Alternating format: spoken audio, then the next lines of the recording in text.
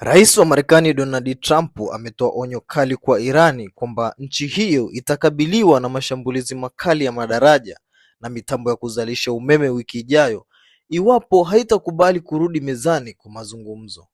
Kauli hiyo imetolewa na Trump katika mahojiano yake na kituo cha televisheni cha Fox News kilichotangazwa wakati wa mvutano wa Marekani na Iran ukiendelea siku ya 4 mfululizo. Wiki ijayo hali itakuwa mbaya sana kwao. Tutaharibu mitambo yao yote ya umeme, tutaharibu madaraja yao yote isipokuwa wakikubali kukaa mezani na kuwa na mazungumzo, alisema Rais Donald Trump. Trump alitangaza awali kuwa ataacha na pendekezo la kuweka ushuru wa 20% kwenye meli zote zilizopita katika mlango bahari wa Hormuz, lakini aliendelea na hatua za kuzuia shughuli za barabarani za Iran.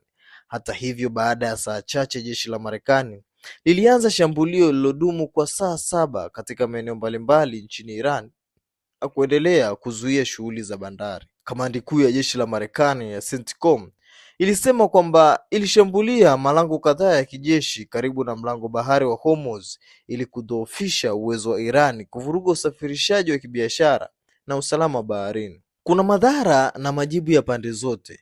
Wakati huo huo, televisheni ya taifa ya Iran iliripoti kuwa nchi hiyo ilifyatua makombora na ndege zisizo na rubani dhidi ya malango ya Marekani nchini Jordan, Kuwait na Bahrain.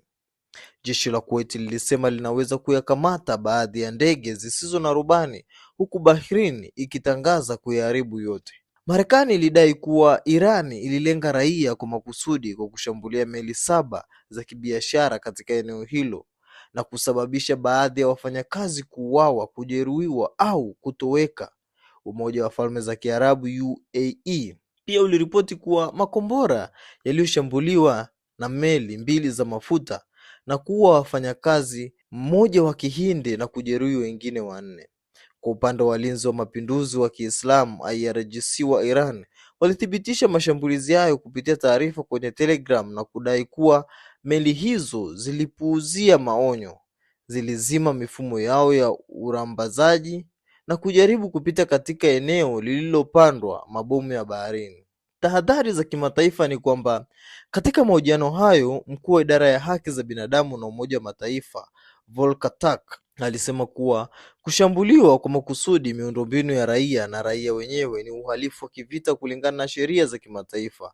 Mkataba wa Geneva wa mwaka 1949 pia unatazama mashambulizi dhidi ya miundombinu muhimu kwa maisha ya raia. Athari za kiuchumi ni kwamba mvutano huo umechangia kupanda kwa bei ya mafuta duniani kote, huku shughuli za usafirishaji kupitia mlango bahari wa Hormuz zikipungua sana. Trump pia alitangaza kuwa Marekani sasa ni mlinzi wa mlango bahari wa Hormuz na kwamba atazingatia mikataba mikubwa ya kibiashara na uwekezaji na nchi za Ghuba baada ya ushuru wa 20%. Iran imesisitiza kuwa itaendelea kudhibiti mlango bahari wa Hormuz. Naibu waziri wa mambo ya nje wa Iran, Kazim Karibadad, alisema hatua za Marekani zimevuruga makubaliano ya awali na kumaliza mvutano, wa kuongeza kuwa Iran haitalazimisha kurudi katika mazungumzo kupitia shinikizo la kijeshi au kiuchumi. Sasa tuambie una maoni gani kuhusu taarifa hii? Usisite kutuandikia hapo katika uwanja wa comment section. Pia usisahau kubonyeza neno subscribe na kuturn on notification ili uwe kwanza kupata taarifa zetu kila mara.